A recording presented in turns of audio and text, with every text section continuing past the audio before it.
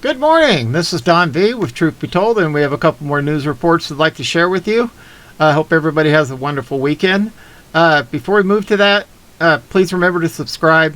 It's completely free. I don't make a dime off this. It's all about getting the information out there. At any rate, without ado, let's move to it. Says the Daily Mail, Biden at 78 suffered 2 brain aneurysms and a heart condition which causes dizziness and confusion. And what's he doing in the White House? Leading British newspaper Daily Mail reported that Joe Biden was filmed crumbling after he called on Fox News journalist Peter Doocy at a press conference, only to be accused of failing to answer Doocy's question.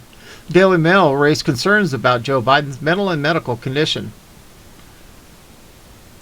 Nowhere to hide, Flashbang adopts fetal position pose as he crumbles under questioning from the Fox News reporter Peter Doocy and tries to blame Trump for the catastrophe in Afghanistan. Biden, 78, looked lost for words after being asked if he bore responsibility for the ISIS-K suicide attack at Kabul airport on Thursday that killed 13 U.S. service personnel, before bowing his head and clutching a file tightly around his hands. He did so moments after raising eyebrows by revealing he had been given a list of pre-approved journalists to call on, saying, "Ladies and gentlemen, they gave me a list here. The first person I was instructed to call on was Kelly O'Donnell from NBC. Doocy was the last journalist called, with Biden left tongue-tied after tried to throw a question back at Doocy about why Fox News was neglecting to mention that Donald Trump had confirmed the withdrawal when he was president.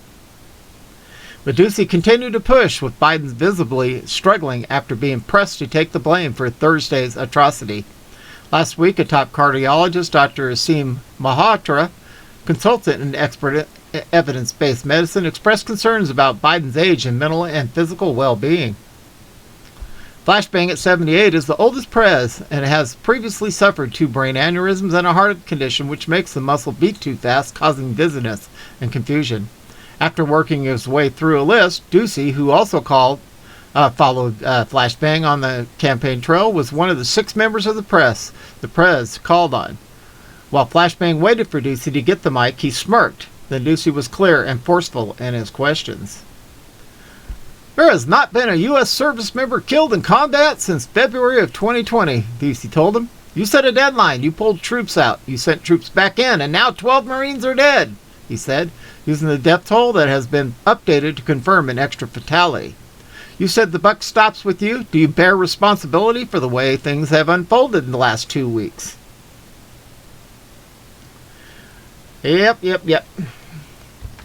Moving on, it says exclusive, Trump-Biden Afghanistan failure is the single most embarrassing moment in the history of our country. Bedminster, New Jersey, former President 45 told Breitbart News exclusively that the successor, Prez Flashbang, botched withdrawal from Afghanistan is the single most embarrassing moment in the history of our country.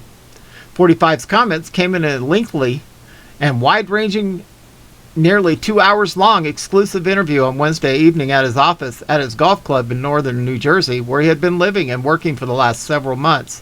The interview, which took place before Thursday morning's horrific terrorist attack in Kabul at Hamid Karzai International Airport, an attack that claimed the lives of 13 American service members and many Afghans, as well as injuring many more, and moments after senior Biden administration officials attempted to downplay the number of American citizens still stranded in Afghanistan more than a week after the Taliban swept back into control across the country.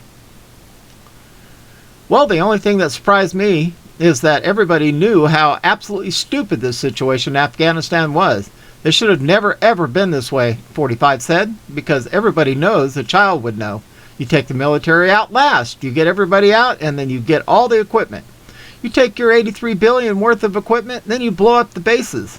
And perhaps you you take a certain area that you may want to keep, like Bagram, and keep the base Bagram because it's next to China and Iran. It costs billions and billions of dollars to build, and maybe you keep that for other reasons.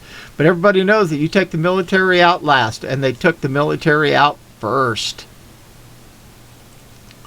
Biden at a press conference on Thursday again tried to blame Trump for his own failures in Afghanistan, a recurring theme from Biden and his allies as they struggled to deal with the deepening and worsening crisis in Afghanistan.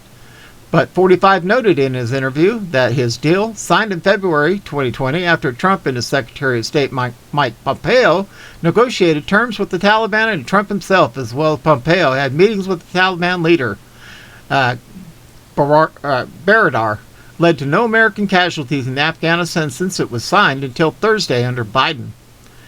And the people that I was doing a very good job of dealing with, remember, we haven't had a soldier killed in a year and a half, Trump told Breitbart News on Wednesday night. That was a condition. No soldiers were killed. No American soldier was killed. Obviously, that all changed on Thursdays when Americans were hit with the sobering news that a suicide bomber allegedly affiliated with terrorist group ISIS-K, whom Taliban security officials outside the airport allegedly allowed in, blew himself up, taking more than a dozen American service members with him, as well as many Afghans, and injuring countless others. In response to the horrifying news, Trump and former First Lady Melania Trump issued a joint statement on Thursday expressing their condolences to the slain service members, families, and their outrage at the utter failures that led to this. Melania and I send our deepest condolences to the families of our brilliant and brave service members whose duty to the USA meant so much to them. Our thoughts are also with families of the innocent civilians who died today in the savage Kabul attack. Former Prez said in his statement, "This tragedy should never have been allowed to happen, which makes our grief even deeper and more difficult to understand." Melania Trump also released this statement. "We are praying for the families and loved ones of the Marine heroes killed in Kabul and for everyone who is suffering during this time." Trump on Thursday night debuted a direct-to-camera video in which he addresses the Biden failures that led to the crisis and the deep sorrow and loss for the killed U.S. soldiers. And he's also addressing veterans who served in Afghanistan, thanking them for their service during an interview on Fox News host Sean Hannity's program.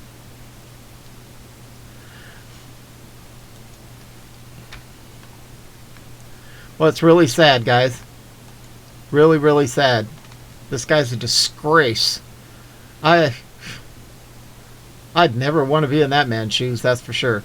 Anyway, this is Don V, broadcasting under sunny skies here in Arizona. Looks like we're going to be about 89 today. A little warm, but thank God for swamp coolers and air conditioning. Hope everybody has a wonderful Friday and a great weekend, and we are out of here.